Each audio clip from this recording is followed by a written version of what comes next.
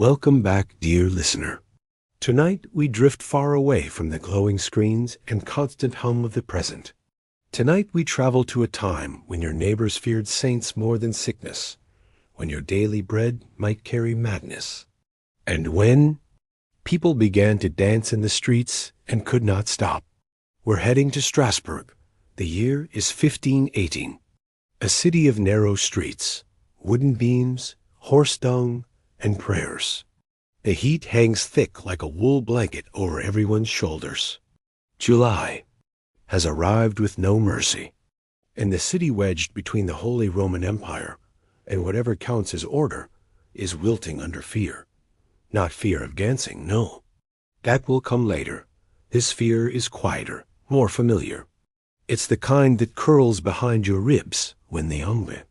Crops fail, when the wine sours, when the river coughs up too many dead animals. It's the kind of fear that lives inside your stomach and whispers that God might be punishing all of you.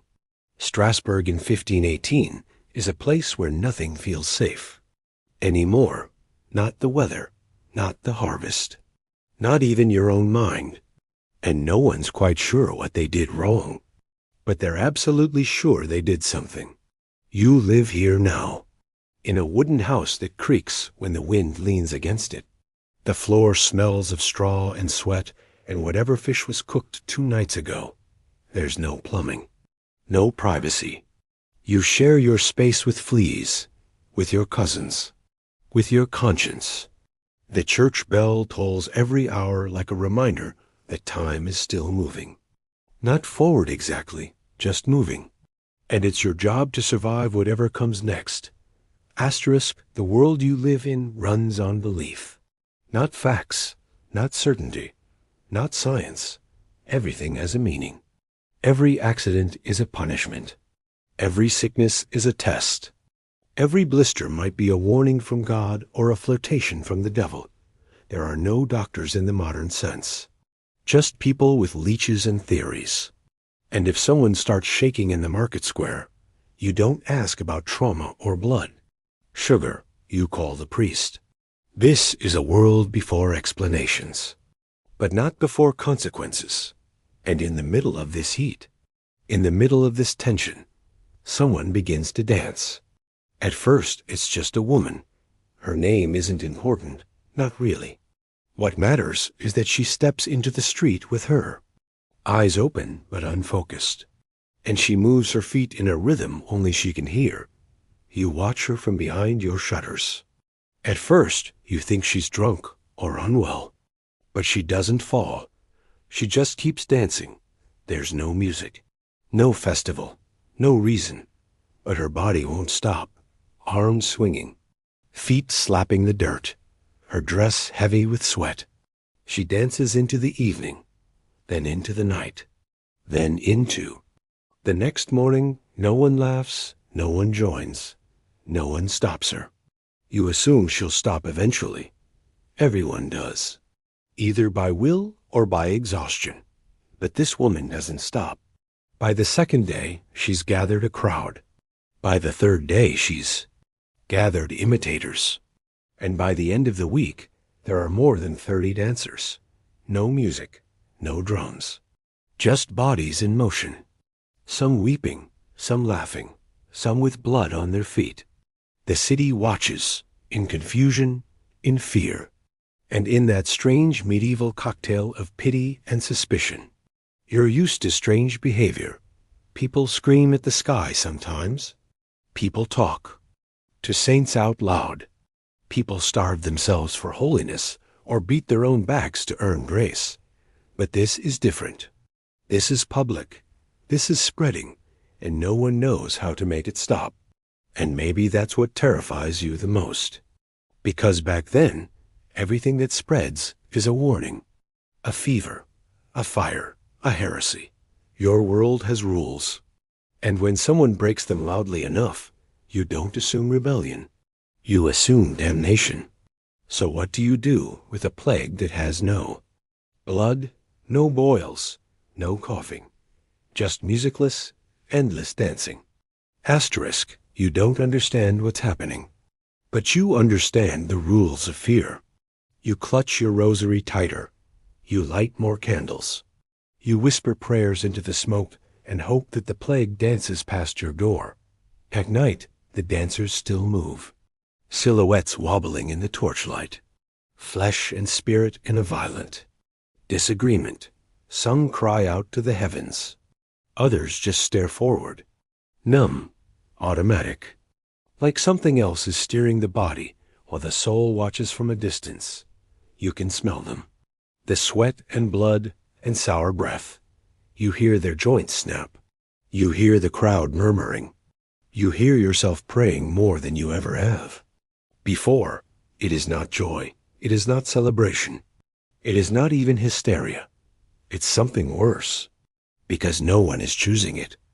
And no one seems to know where it ends, not even the dancers. You wonder if maybe this is the punishment, not for a specific sign, but for the general human condition. Because Strasbourg is not innocent. Its streets have seen blood. Its walls echo with confession and conspiracy. And maybe this is how the town is being exorcised, one footstep at a time. Days stretch into weeks, and the city begins to change, not with understanding, but with exhaustion. More dancers appear, some say hundreds, and still no one can name the cause. You still don't go near them. But you can't look away either. The fear has changed shape, no longer sharp and sudden. Now it's a long, low ache in your stomach, like waiting for thunder that never comes. Asterisk, you sleep badly these days, when you sleep at all. The sound of feet slapping stone echoes in your dreams. And you start to wonder, what if this is catching? Not like a disease, but like a mood.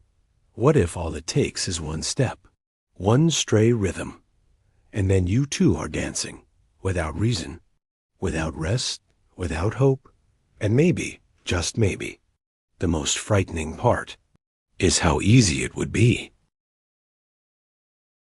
It's been 2 weeks since the dancing began, and still the bodies twist and stumble across the stone streets of Strasbourg, feet bloodied, faces slack, some collapsed and carried away, others still moving like they're chasing something, just out of reach. The city is no longer curious. It's weary in that very specific medieval way, where everything is either a trial or a sign, and sometimes both at once. No one is laughing. No one is singing. This is not some village festival gone out of hand. It's not carnival. There are no masks, just sweat and silence, and a lot of very concerned clergymen. And now the city wants answers, not metaphors, not mysteries. It wants someone to blame, because that's what a city does when it's frightened. It sorts the world into causes and punishments, into guilt and innocence, into them and us. The first theory, the easiest and most familiar, is sin. Of course it is. Sin explains everything. Crops fail? Sin. A cow gives sour milk? Sign. People start dancing until their legs give out? Obviously sign. The priests start preaching harder, louder, longer. They warn of vanity, of lust, of excess. They describe the dancing as a punishment sent by heaven, a divine message carved not in lightning or stone, but in muscle spasms and hallucinations. People line up outside churches. They confess things they didn't even remember doing. They flagellate themselves with leather whips in alleyways. They light candles until the altars glow like furnaces. And still the dancing continues. That's when the physicians step in, because even in the 16th century, the doctor has to pretend he knows something. They arrive with scrolls and beards and theories. And after squinting at the dancers for long enough, they announce the second explanation: too much heat in the blood. This is a favorite idea of the time. The old humors: blood, phlegm, black bile, yellow bile, all swirling in you like soup. And when one goes out of balance, your body does strange things. According to them, These dancers are suffering from hot blood. Not passion, not desire, just literal, overheated blood. And how do you treat that? You let it out. Some dancers are bled with knives, some are dunked in cold water. Others are treated with herbs or forced to drink vinegar and wine mixed with ash. None of it works. Of course it doesn't. Because this was never about blood in the first place. And yet, the attempts continue. Because it's easier to do something useless than to admit you're helpless. By the end of July, the dancing plague is no longer just a spectacle. It's a public crisis. And the city council has to take it seriously. So they meet in a dark room lined with heavy wood and heavy sighs, and they argue. Some suggest exile. Just drive the dancers out, send them into the forest or across the river. Make them someone else's problem. Others fear that would offend God even more. Abandoning the afflicted might invite plague, or worse. So instead, they decide on something. Bold, radical, decidedly medieval. They build a stage.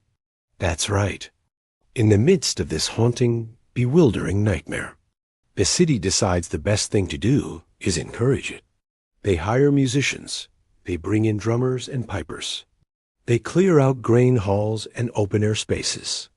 They give the dancers room to move. Their reasoning? Simple. If dancing is a compulsion caused by an excess of energy, maybe it needs to be danced out. Like sweating out a fever. Let them finish what their bodies have started. And so the spectacle becomes official, sanctioned. The music echoes through the square now, and more people join in. What choice do you have but to watch? You stand in the shade of a crumbling wall, clutching your rosary, trying to keep your eyes soft, but inside, your thoughts are sharp and frantic. Because it doesn't look like joy. This doesn't feel like release. The dancers' limbs jerk like puppets with tangled strings. Some weep while they move. Others scream in languages no one understands. The city thinks it's helping. But you wonder if it's feeding something. You hear stories now, rumors about people who dropped dead mid-step, of broken ribs and snapped ankles, of eyes rolled back in skulls as the feet kept going. You try not to listen, but you hear everything. Your neighbor claims it's the devil. Someone else says it's a miasma rising from the riverbanks. Another suggests poisoned bread. And someone else blames witches, because of course they do. When in doubt, accuse the woman who talks to herbs. A few townsfolk are arrested on suspicion of sorcery, though what exactly they're supposed to have done is unclear. But Strasbourg doesn't need clarity. It needs a scapegoat. Something to burn while the dancers burn themselves out. Meanwhile, the stage continues. The music continues. The dancers continue. You begin to wonder if this will ever end. If this is just what life is now. The city around you slowly transforming into a theater for pain. A living liturgy of panic and superstition. The council starts talking about Saint Vitus, a martyr who, they say, has the power to both curse and cure nervous disorders. They believe the dancers are possessed by his spirit or cursed by his neglect. So they commission a pilgrimage. They gather the dancers and march them, bleeding and delirious, out of town to a shrine dedicated to Vitus. The path winds uphill through forests and heat. Some collapse. Some have to be carried. All of them still twitching, still stumbling. At the shrine, priests offer holy water and small crosses. They press relics into trembling hands. They chant over the convulsing bodies. They pray with all the desperation of men who don't understand what they're fighting. And still some of the dancers keep moving. Strasbourg is tired now, not just physically, but spiritually. The fear has calcified into numbness. People stop asking what's causing it. They start asking how much longer it will last. You, too, grow quiet inside. You move through your days like someone under a spell. Chores blur together. The sounds of dancing haunt your ears even when there's silence. You feel like you're living in a ghost story still being written. And somewhere deep, in your ribs, you know this truth. No one really knows what's happening. Not the priests, not the physicians, not the councilmen with their scrolls in Latin, and certainly not the dancers themselves. They are not mad, not cursed, not evil. They are just the ones whose bodies broke first. Whatever weight the town has been carrying, it's cracking people open from the inside out, and no one knows who will be next. The sun in Strasbourg that August burns with the same unrelenting intensity. Yet the city itself feels subdued, as if the very stones have wearied of the endless dancing. Where once dozens of bodies spun in fevered unison, now only scattered. Figures remain, their movements slower, more hesitant, laden with exhaustion and confusion. Some shuffle unlike ghosts of what they were. Others lie still in shadowed doorways, limbs tangled, and the crowds gather more like mourners than spectators. You navigate the stalls and alleys each morning, the market's bustle now muted by the memory of frantic feet. The vendors no longer shout their wares with gusto. Their voices carry a tremor of something lost. Instead of fresh apricots and fine cloth, you hear whispers of broken bones and body aches. The pastries taste sweeter than you remember, yet every bite seems to echo with an ache in your own legs. It's as if the city itself is limping back to life. A handful of survivors stand in the square, leaning on carts or clinging to friends. They bear the marks of the plague like medals of suffering bruised ankles, torn shoes, bloodstains matted in hair. Their eyes are hollow with disbelief. Some stare at nothing for hours on end. Others twitch at the sound of a distant drum. A single note sends shudders through their shoulders. They refuse to speak of what they saw when their bodies moved without their will. The church, ever anxious to claim victory, rings its bells at dawn. The priests declare the curse lifted. They chalk crosses on doors. They pray for deliverance. But you watch the survivors slip past the cathedral steps, shoulders hunched. They do not look cured, they look haunted, as though the dance never truly ended. Physicians sweep back into their modest chambers, scrubbing their hands of failure. They compare notes on parchment, debating whether the compulsion was natural or unholy. Some insist it was a frenzy born of ergot-tainted bread. Others whisper of demonic possession, but none can agree. They tinker with bloodletting again. They prescribe herbal poultices. They measure pulses and sigh over pulse readings that refuse. To Combe, meanwhile, the city council, its authority, bruised by weeks of public spectacle, meets in urgent hushed sessions. They discuss reparations for the families of the dead. They debate titles for new offices, plague commissioners, dance wardens. They consider posting guards at the edges of town to prevent the few remaining dancers from drifting outward. Yet nothing they propose seems to restore order. The very idea that feet could move without permission makes them tremble. In the evenings, you walk the ramparts overlooking the Ill River. The water glints with molten light, mocking the stillness below. Fish leap and break the surface in joyful arcs, unaware of human calamity. Fireflies flicker along the reeds, like tiny flares celebrating survival. But you cannot shake the sense that the river carries a secret, that if you lean too close, the ripples will whisper the dancers' stories into your ear. A dozen theories swirl through taverns and kitchens alike. Some claim the plague was political theater, orchestrated to distract from a tax revolt brewing near Colmar. Others argue it was collective hysteria, grief, and famine colliding until bodies convulsed. In protest, a few old women whisper of a curse laid by a jilted lover. Children giggle that it was a prank gone too far. Theories mount like stacks of unsolved riddles, each one plausible, none satisfying. The survivors form their own community of sorts. They gather quietly in Mary Magdalene's chapel at dusk. People bring loaves of bread and jugs of water. A soft hush settles over them when a healer sprinkles crushed mint on their wrists. They exchange few words, too afraid to summon the rhythm again. Instead, they sit, eyes closed, hands resting gently on arms.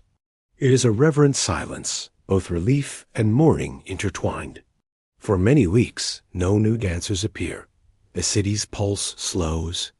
You feel it in your chest, a cautious relief settling. Over the streets, the baker's laugh returns as he kneads dough. Children chase each other around carts. But every so often, someone hops, tap, or sways. Heads snap toward the sound. Bodies stiffen, hearts pound. The fear never fully lifts.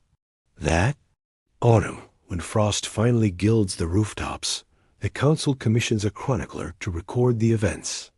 He travels door to door, quill in hand, coaxing memories from lips still too tender. He writes of scorched stalls and midnight prayers, of drums beating under torchlight, of a dozen experts who tried to heal a plague they could not name. His scroll grows heavy with language and sorrow. You watch him work in the chapter house, candle wax dripping onto pages. He pauses when he hears a soft footfall outside. You imagine him trembling as you once did, reluctant to record the final name, the last twitch. But he writes on because history demands closure even when the world refuses to comply. And so the dancers who survived are immortalized as curiosities, romanticized later in tapestries and woodcuts, but in the moment they remain flesh and bone. People still waking with nightmares of marching feet. Children see them at dawn, wandering the fields in ragged clothes, humming tunes they cannot name. Strasbourg rebuilds. The harvest comes in lean but steady. Merchants return from distant fairs, but the city is changed. A subtle lilt in the air, a caution in the way people meet each other's gaze. Every handshake feels like a pact. Every smile a promise not to break the fragile world they almost lost. You carry the memory too, a weight beneath your ribs, a reminder that the body can betray you, that even the simplest actions, walking, nodding, breathing, are not entirely in your control, that a spark of madness can flicker in anyone, given the right pressure. As the leaves turn gold and fall, the dancers fade from sight. But their story echoes in every creak of a floorboard, in every soft thump of a foot on stone. And though the plague no longer grips the city, its pulse remains in the collective memory, a quiet reminder that humanity and hysteria are separated by the thinnest margin. And in the hush after the storm, you finally understand that dancing, plague did not end when the feet stopped. It lasts as long as we remember. The city council gathers at dawn in the grand hall beneath vaulted beams and frescoes that depict saints trampling demons. You slip through the door just as the sun's rays filter past stained glass, turning the air dusty and golden. The chamber smells of old wood and damp stone. The councilmen sit around a long table strewn with parchments, charcoal sketches of stages, and hastily penned reports. Their faces are drawn tight with worry. This is no ordinary crisis to be solved with more guards or higher taxes. They stare at one another, searching for a solution that doesn't involve holy water or gallows. A thin man of noble lineage clears his throat. He adjusts his collar and proposes what seems unthinkable. We must give them what they crave, he says, voice echoing in the hush. Let them dance openly, with music. Let us build for them a proper stage. Let the plague run its course in public view. You watch the room shift on its benches. Some lean forward, intrigued. Others bow their heads in disbelief. The idea of encouraging the madness feels like a confession of hopelessness. Yet the man, in the corner an accountant by training nodded earlier, scribbling numbers that somehow justified more musicians. By midday, the plan is set, A stage will be constructed in the Grande Place. The council issues orders for carpenters to assemble. Planks and beams. They summon drummers from Basel, pipers from Colmar, a fiddler or two rumored to play tunes that stir the heart. It is as if the city has decided to weaponize art against a force it cannot control. You walk past the workshop where carpenters saw and hammer. The scent of fresh pine mingles with the lingering stench of sweat from the dancers still encamped. Nearby, each plank laid for the stage feels heavy, an unspoken prayer and a confession of defeat. The carpenters glance at you, sawdust in their beards. They know this is no festival. They know the stakes. And yet they work with mechanical precision. The hum of saws a discordant counterpoint to the dread in your chest. Within 2 days, the platform rises. It dominates the square like a pulpit for pain. Torches line its edges. A canopy, of course. Linen is stretched overhead to shield the musicians from sun and rain. Benches are nailed into place for the council's guests. A small pen is built at the back to house the dancers when exhaustion finally claims them. On the morning of the inauguration, the city seems to hold its breath. You stand among the crowd, pressed against familiar faces. Children clutch small, wooden toys, unaware that this is no spectacle of joy. Merchants in bright cloaks peddle cold wine and meat pies, trying to maintain business as usual. Priests in black robes murmur prayers, eyes fixed on the dancers clustered near the stage. Then, the drummers arrive. Their skins taut over carved hoops, sticks poised. The pipers lift their pipes and blow, filling the air with the first notes heard in these streets in weeks. The fiddler draws bow across strings. The tone shivers like a blade through the heat, and the dancers step forward. You watch their bodies move with purpose now. No longer jolts and spasms, but deliberate arcs of arm and leg. They form a procession toward the stage. Their eyes glazed but resolute. Some limp, some hold on to friends. Some stumble and catch themselves with a grimace. The music swells. A pulse that reverberates in your chest. And the dancers mount the stage. They spread out in uneven rows. Faces turn toward the sky, as if seeking mercy there. The first drum beat cracks the silence. It is thunder alive. The dancers respond with a step that echoes it. Then another. And another. Soon the entire square is filled with motion. You feel your heart pound in your ears. The rhythm seems to claim your own feet. You grip the wooden rail in front of you. Sweat beads on your brow. A slow anxiety winds through your limbs. The music is no longer background. It is a summons. A summons to join the bodies up there, to become one more in a sea of unrelenting motion. The council watches from their benches. Some scribble notes. Others lean forward, lips parted. A few look away, ashamed. They wonder if inviting music was a mistake. If they've become accomplices, the priests clutch rosaries. They raise hands in benediction. They pray for deliverance even as the music moves through their bones. All around you, people are crying. Not in sorrow, but in relief that there is an answer. Any answer. A cure of sorts, however cruel. A distraction so complete that it drowns. Out fear for a moment. The drummers shift into a faster tempo. The beat gallops. The dancers' steps become frantic again. They spin. They leap. Some stumble and fall into the pen at the back. A handful collapse mid-step. Attendants rush to carry them off. You watch them struggle. You watch their faces. The strain etched into every line. And you silently vow never to forget this image. The sun dips lower, shadows stretch. And still, the dancers press on. Some whisper names of saints under their breath. Some seem unaware. Their limbs are changing color now. Bruises blossoming like dark flowers. Even the musicians look weary.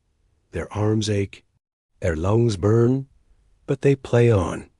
Because stopping means admitting that this cure is worse than the disease. Night falls, the torches blaze. The music takes on a new life in the flickering light. And you realize that this moment will be talked about for centuries. A city that danced to save itself. As you leave the square, your feet ache in sympathy. Every step feels significant, weighted by memory. The sounds echo behind you. A distant drum roll that follows you home. And in the silence of your room, you lie awake, hearing the music in your mind. You wonder if hope can come from such desperation, or if the cure was merely another form of surrender. The stage remains for days longer. The dancers continue in smaller numbers. The council watches. The priests pray. The physicians observe. All of them search for meaning in the music's wake.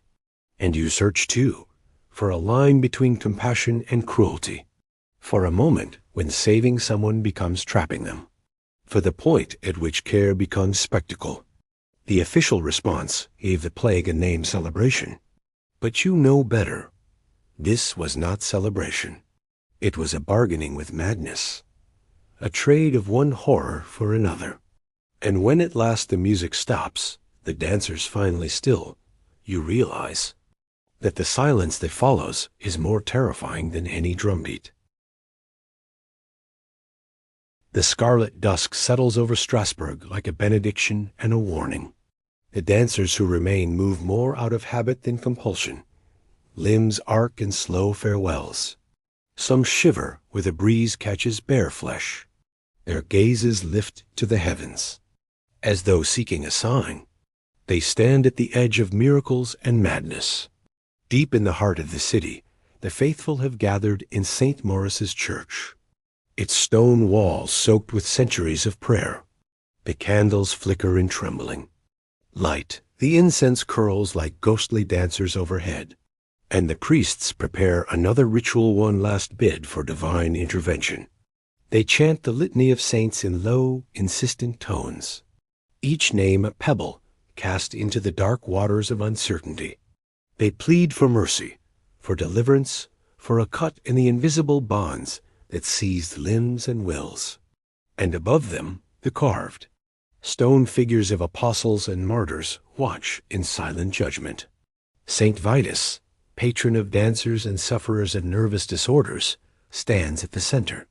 His statue bears cracked hands and a missing toe, worn smooth by centuries of pilgrim touch. They say he can sat the frenzy, shore up the soul, break the trance. So a relic of his robe, wrapped in silk, is carried in procession. You follow behind. The bier, your heart thumping like a drum in your chest. The air is thick with the scent of myrrh and sweat. The procession winds through narrow streets, past shuttered shops and half-built stages. Even the walls seem to lean in, curious or concerned. At the great square, the dancers have gathered again. Hollow-eyed, gaunt, their skin drawn tight. Some bear the scars of battle with their own bodies, abrasions, torn nails, blistered soles. Others seem untouched, as if spared by grace or chance. The relic is set on a simple altar beneath the stage. Priests raise it high. The crowd falls silent as if cut by a blade. One by one, the dancers step forward. They kneel. They bow. They press trembling lips to the relic. And you hear their breaths hitch, ragged and uncertain. Then the lead priest sprinkles holy water. Drops catch the torchlight like stardust on arms and faces. He intones a final prayer. By the mercy of Saint Vitus, we command these bodies to rest. We command these souls to be free. A hush thicker than velvet descends. The dancers rise together. Their posture shifts. Shoulders relax. Heads tilt. A breeze lifts stray strands of hair. And then they move not dance walk. Slow, careful steps away from the altar. No more jerks or spasms, just flesh reclaiming itself. The crowd exhales as one, a collective shudder of relief and awe. Tears stain cheeks, hymns rise from trembling lips. Children laugh in wonder. Merchants weep openly. You feel your own knees buckle with the weight of everything you've witnessed. Yet the miracle is incomplete. A handful of dancers stand rooted to the spot, their eyes fixed on the sky. When they move, it is with deliberate intention, measured, elegant, as if they dance for an unseen audience. Some whisper prayers in tongues. No one recognizes. Others close their eyes, face tilted upward, smiles flickering in the torchlight. The priests murmur among themselves. They seize up the relic and retreat, fearing a new display of terror. The crowd parts to let them through. And for a moment, the square is empty of miracle workers. Only the dancers remain, swaying in silence. Benediction. You slip into the circle around them, your heart unsettled by their calm. You wonder if they are healed or chosen, if salvation sometimes carries its own weight of mystery. When the priests return, they find the square half empty. The afflicted are gone. Some say they vanished into the night. Others claim they drifted toward the forest, following an inner music. The relic is carried back in silence, its silk cover stained with sweat and tears. The church proclaims the plague ended. The council orders the stages dismantled. The musicians pack their drums and pipes. The carpenters break down the platforms. And the city exhales again, as if holding its breath had been a lifelong chore. But the story does not end. It lives on in whispered prayers before dance recitals, in charms hung over doorways, in folk songs that speak of cursed feet and saintly mercy, in woodcuts showing skeletons twirling with living partners. The dance of death becomes art, a reminder of the thin veil between life and decay. Town criers proclaim, Mors Korea, the dance of death as carnival masks laugh in the Yath. Town Square. And long after Strasbourg's dancers have departed, artists paint skeletons in colorful garments, feasting and frolicking, beckoning viewers to remember their mortality. You return to your home, footsteps light with relief. But in your mind, the church's chant still echoes, each name of every saint a note in a requiem you can't quite finish. And you wonder if saints and dancers share more than patronage, if transcendence sometimes takes the form of compulsion, and if mercy and madness are two sides of the same coin. The air cools, the stars emerge, winking behind clouds. You blow out your candle and lie down. No distant drums wake you tonight. But in the silence, your limbs twitch once or twice. You smile, recognizing the echo of an ancient rhythm, and drift into dreams shaped by torchlight and holy water. Summer's blaze gives way to a lingering warmth. Strasbourg wakes each morning to birdsong instead of drumbeats. Yet the memory of those frenetic days pulses beneath every heartbeat. The city moves forward, but the shadow of the dance still stretches across cobblestones. You walk past the abandoned stage, now splintered planks half buried in straw. The square seems oddly bare without musicians, as if the air itself misses their rhythm. Yet it is quiet here, too quiet in absence that sings louder than any tune. Scholars arrive from distant universities, drawn by the promise of unraveling the mystery. They carry notebooks bound in leather, quills sharpened to precise points. They interview survivors, measure bruises, sample water from the ill. They debate in cafes over steaming mugs of beer. Their Latin buzzes through the corridors of thought. One theory holds that ergot, a fungus on rye, poisoned the bread. Its alkaloids slipped into thousands of loaves, unlocking spasms and hallucinations. You imagine villagers tearing at crusts, unaware of the microscopic invader, their bodies convulsing as if guided by invisible puppeteers. It seems plausible 1600s bread was not the pristine grain you buy today. Yet if this were true, why did only certain people succumb? Why did it begin when it did, and cease so abruptly? Another theory whispers of mass psychogenic illness. Shared trauma so deep that it manifested as a physical contagion. Centuries of famine, war, plague, and superstition built pressure in the communal mind. And when one body cracked open, others followed, trembling under the same weight. It is a delicate idea, the notion that grief can dance like a virus, but it holds a strange beauty. That suffering, when unspoken, finds another voice. Physicians clutch both these theories like talismans. They record symptoms in ink, measure pulses, note the dancer's last gasps. They linger over books of ancient remedies. They consider mandrake root and hellebore. But science in 1518 is a flickering torch in a cavern of shadows. It illuminates some truths and distorts others. Meanwhile, priests preach a different explanation: demonic possession. They claim Lucifer delights in mocking creation by forcing humans into frantic ritual. They denounce secular theories as heresy. They perform exorcisms on survivors, casting out demons with ritual knives and Latin incantations. You pass one survivor eyes wild, voice hoarse rambling about voices that commanded her to move. You wonder if those voices were inside her mind or in the wind itself. A third theory gains traction among town officials: political distraction. The Duke of Lorraine's taxes weigh heavily on merchants. Rumors of revolt swirl. What better way to divert unrest than a public spectacle?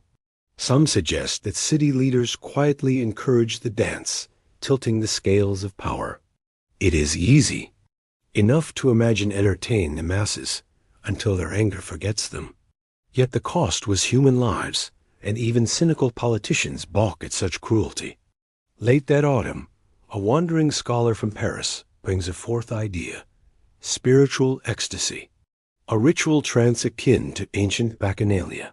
He argues that the dance was a collective quest for transcendence, a desperate plea for release from suffering, and that in a world burdened by death, delirium can feel like freedom. It is a romantic notion. The dance is salvation rather than plague, and it lights a curious ember in your mind. What if even in horror there lies a spark of grace? As theories swirl, survivors form a loose alliance. They meet in taverns after dark, candles guttering, ale refusing to warm them. They share fragments of memory, how the world tilted beneath their feet, how they felt both alive and absent, how they heard the drums even when the square was empty. Each story slightly different, each a piece of an unsolvable puzzle. The city itself struggles to process the aftermath. The council issues decrees forbidding unsanctioned dancing. Minstrels must register with authorities. Stages require permits. Yet deep in the taverns, hidden in cellars, nightly gatherings begin again, feet tapping under tables, laughter trembling on lips, a refusal to forget that moment when the body escaped the mind's command. Artists and poets weave the plague into culture. A local painter depicts a woman mid-step, ribbons spiraling around her as if alive. A poet pens verses about twitching feet and the thin veil between reason and madness. Children learn the tale in hushed tones, never fully aware of the cost. Years later, you revisit Strasbourg as a traveler, curious and cautious. The city is prosperous once more, its markets brimming with cloth and spices. The Ill shimmers under new bridges. Taverns bustle with song. But you feel an edge in the air, an echo of frenetic motion that stirs your skin. You find the chronicler's scrolls in the town archives. His handwriting is elegant but shaky as he describes the final days. He admits he never found a definitive cause. He lists all the theories. And then, in the margins, he writes a single line in German: Die Stadt tanzt mit dem Tod. The city danced with death. You close the scroll and breathe deeply. The phrase clings to your mind like a promise. You realize the plague's legacy is not just a medical footnote. It is a parable of human nature, of fear, of hope, of the ways we seek control. And how? Sometimes control slips through our fingers like sand. Autumn leaves carpet the streets in gold. You watch a group of children skipping stones into the river. Their laughter rings clear and innocent. You wonder if they will ever hear about the dancers and see only a story, or if the memory of twitching bodies will lie dormant in their blood. As dusk falls, you light a candle by your window. You remember the heat of that summer, the hymns in St. Maurice's, the scent of ergot and incense. And you know the plague is both past and present, a reminder that collective mystery can be both terrifying and sublime. You whisper a quiet benediction to the night and drift to sleep, wondering which theory matters most. Is it the fungus in the bread, the grief in the mind, the devil's mockery, or the soul's desperate plea? Or is the truth simply that humanity will always dance on the edge of chaos, and that sometimes, in the grasp of madness, we find something deeply human? The seasons turn unceasingly around Strasbourg. The harvests come and go. Yet the memory of 1518 remains woven into every story of the city. You find yourself wondering if such a thing could ever recur. Could hundreds of bodies once more succumb to an invisible compulsion and fill the streets with relentless motion? Humanity carries its traumas forward. Each generation inherits the fears of the one before. Plagues fade into footnotes, but the anxieties they breed linger like embers beneath the skin. Even now, in an age of science and reason, collective fear can ignite in unexpected ways. Imagine a community battered by war, famine, or disease. Imagine isolation and uncertainty stretching on for months or years. Imagine minds searching desperately for release. In such a context, could the mind and body conspire to produce another outbreak of inexplicable movement?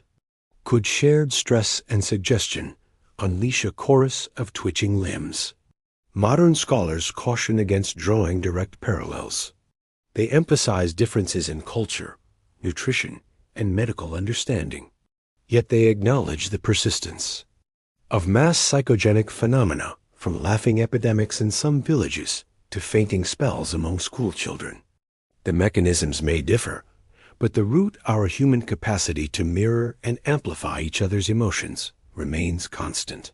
Technology amplifies our connection now. News travels in seconds. Social media broadcasts every crisis in real time. Our collective psyche is no longer confined to city walls or rural hamlets. A ripple of panic in one region can become a wave across continents. In such a networked world, could a modern dancing plague take the form not of feet striking cobblestones, but of screens flickering in unison? Screens whose glowing pixels compel us to move, to react, to mirror unseen stimuli. And what of the chemical landscape, our exposure to pollutants, pharmaceuticals, even dietary contaminants? Could an unforeseen combination trigger neurological symptoms that become socially reinforced? Could a flash mob of convulsions erupt in urban centers? It sounds like the stuff of fiction, yet the boundaries between biology and culture blur when crises emerge. But perhaps the most telling answer lies not in fear of recurrence, but in the ways we respond. In 1518, Strasbourg's leaders tried bloodletting, then public spectacle, then saintly intervention. Each solution reflected the worldview of its time. Today we have different tools: public health communication, mental health support, rapid epidemiological investigation. If inexplicable movement ever arose again, we'd seek data, test hypotheses, and intervene based on evidence rather than superstition. Still, evidence alone cannot erase wonder. We would watch screens instead of streets. We'd pore over MRI scans rather than physicians' humors. But we'd also share each other's grief and confusion. The human heart still seeks narratives to make sense of suffering.